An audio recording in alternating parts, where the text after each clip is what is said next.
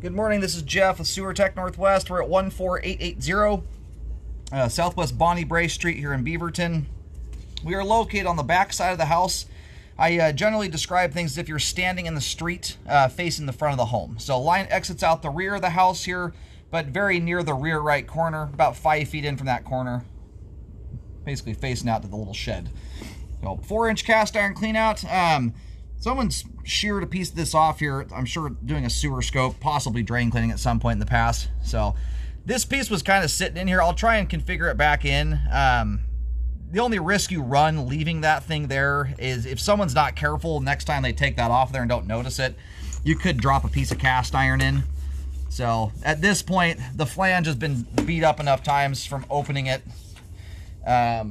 You know, you could always change that up and just put in an expanding wing nut style cap or something like that. Not a huge deal, really, but just so you're aware of that. The easiest thing to kind of spiff this clean out up and kind of bring it up to date really is take a Sawzall and just chop the whole bell off the top. And then just put a, you can just Fernco a plastic clean out in its place. Pretty easy stuff to do. So anyway, I got sidetracked with the clean out there, but we're checking the overall condition, serviceability of the sanitary sewer line. Water is running. We zeroed out the base of the clean out. Off we go.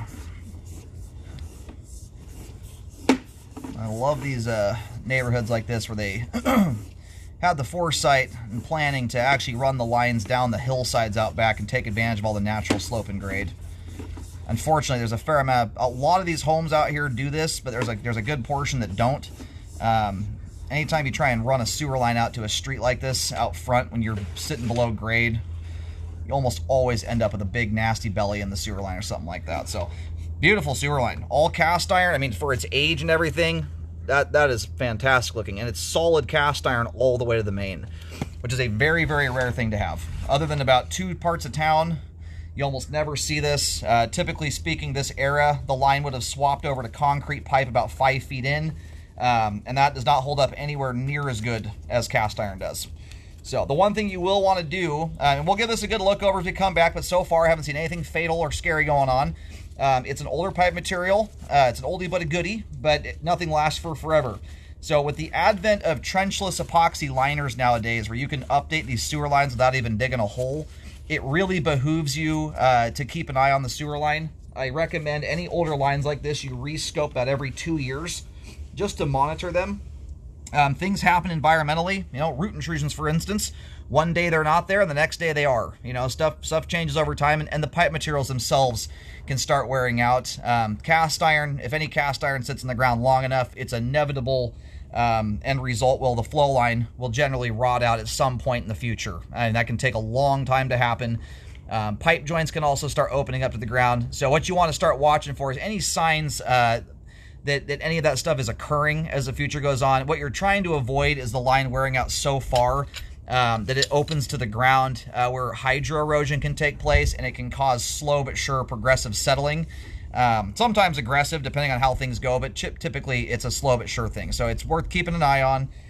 That's not today or tomorrow. That's looking into the future, but it's something I recommend doing, especially when you consider some of the amounts of money that process can save you, and the headaches of digging stuff up, especially if this line, for instance, goes under the shed. It helps to avoid any headaches like that if you're here long enough to see the line get updated. So anyway, we're going to turn the water off, let the line drain out. I'm also going to go locate the camera head really quick just to see where the line terminates. But it looks like the line is heading to the rear of the property here, so keep your eyes peeled for an easement document. Typically speaking, when you have a main on property or something of that sort, you're going to have some kind of easement in place for that. Alrighty, got a locate signal back here. So where I haven't dropped all the way down beyond the rearmost retaining wall, but I'm picking the locate signal up just beyond that, in case you're curious where everything's situated. And as I just located there, that locate came in just adjacent to the shed. As I pull back in here, I'll do a quick locate though, just to verify that. See if it veers around the thing or if it goes underneath it. That's mostly just so you're aware of it, for the sake of, like I was saying, as it relates to repairs. You know, back here you don't have obviously a big street to tear open or anything crazy like that, but you do have a terraced backyard with retaining walls.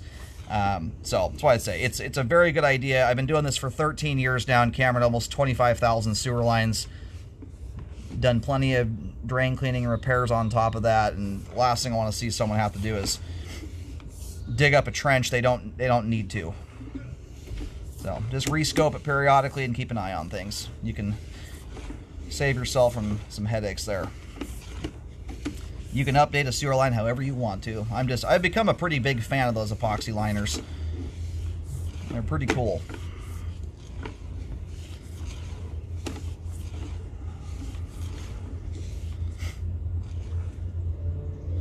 A lot of times the liners save more money when you're, avoiding digging a 10-foot deep trench into a road. When your line's mostly under dirt like this, typically it doesn't save quite as much money, but you also have the awkward factor of having to get machinery back here on a slope like this, and then the line's still going to be fairly deep. So, if it were my house, that would be the way I would at least be aiming to do it, if at all possible. So, all right, I'm going to do a locate here just to see if we're veering around the shed or not. All right, looks like the line just barely skirts around that left side of the shed here. Again, that's as you face the property from the road. Right there where we located is right underneath the little concrete pad, just to the left of the shed there. It's quite deep. I was getting between 6.5 and about 7 feet deep there. Now, normally these hillside lines often will remain shallow because the natural slope and grade provides everything you need. You don't have to artificially create that by cutting a deeper trench as you make your way out. But because the way that the yard's terraced, a lot of dirt was built up in here. So anyway, this is something I highly recommend doing. Keep an eye on it. Every couple years, you start to see signs that the line's wearing out. Obviously, you can always have me back out here. That's always the best way, because it's someone who's familiar with it and can compare and contrast things as time goes on. A clean sewer line, good flow end to end. All the pipe is intact. There's zero standing water.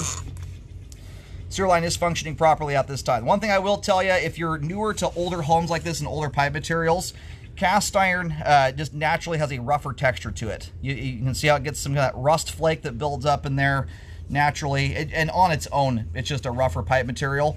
Luckily, you've got a good steep downhill run here, which helps to mitigate some of that. But the reason I say that is you want to be kinder to these lines than your modern plastic plumbing. Older pipe materials are not as forgiving to abusive items like paper towels, tampons. I include flushable wipes in that category too. They are slightly less horrible than paper towels are. And a lot of households, are kind of a new thing on the scene, are replacing their toilet paper with them, and you do not want to be putting flushable wipes down older lines like this. They will get hung up everywhere. And if you ever get someone wadding them up like kids do, they clog up cast iron like you can't believe. So just keep it to folded toilet paper. Stuff should go down a sewer line. That's kind of the simple rule of thumb there. So anyway, nice looking sewer line, especially considering its age. Sewer line is functioning properly at this time. And I'll show this really quick here just to give you kind of a gander. It's not the exact route, but it gives you an idea. So as the line makes its way out, it goes just around that left side. And where I located about halfway out, I was right underneath that little concrete square there, just to the left of the shed. And then the line goes just beyond that backmost retaining wall there and hits the main.